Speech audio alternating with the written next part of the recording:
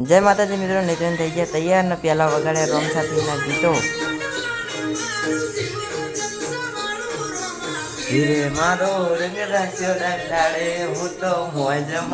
પછી આપણે દીધી ઘોડો લઈને આપણે નીકળી જાય ગલ્લે જવા, કારણ કે આજે એકલા હતા. આપણે આવી ગયા ગલ્લે, કરી દીધું પેલું કટિંગ, પછી નાખી ચકલાને છેવો, ચકલા ઘણા હતા, કર્યું બીજું કટિંગ, કરી દીધી આપણી એસી ચાલુ અને બેસી જાય ભૂંગળા ખાવા.